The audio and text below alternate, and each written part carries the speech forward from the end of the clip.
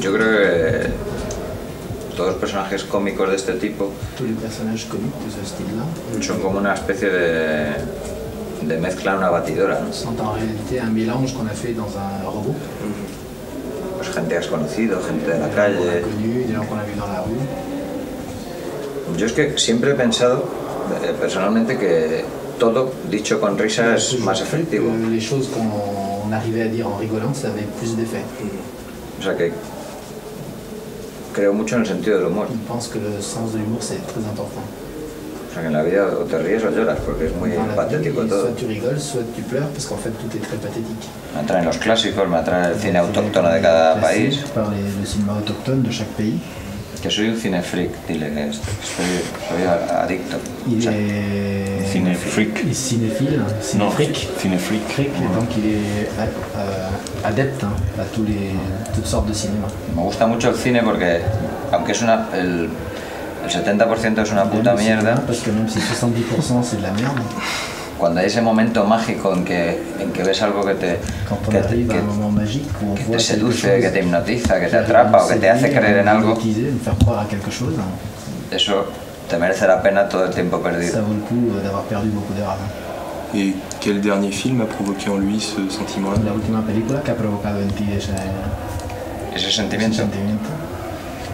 Pues dile que también veo películas muchas veces que ya he visto. Il voit des films qu'il a déjà vus, très souvent.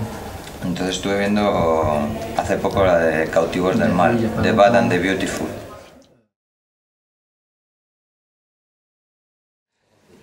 Non, c'était très joli parce que j'ai vu ce court-métrage de Santiago qui était tourné à Super 8, qui s'appelait Histoire de minuit. Et j'étais mort de rire en voyant ça, parce que c'était tourné à Super 8 sans aucun argent, une chose très petite, très pauvre comme ça. C'était l'histoire d'un mec, d'un assassin qui va dans le quartier de pute et qui à chaque fois monte avec une pite, après la tire avec un couteau et tout ça, réunissant.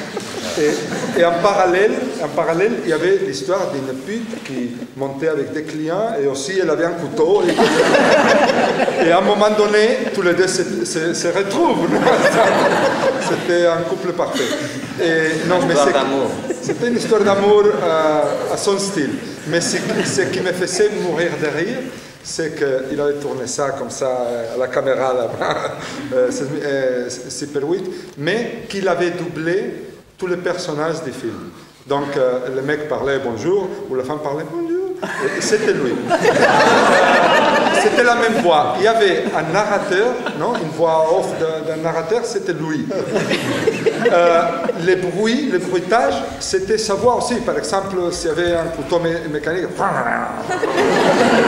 ou une porte qui s'ouvrait, ça. Et puis,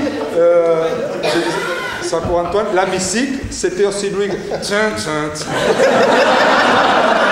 J'ai trouvé ça tellement beau. Je suis devenu un fan de Santiago avant qu'il fasse d'autres films, beaucoup avant de le connaître.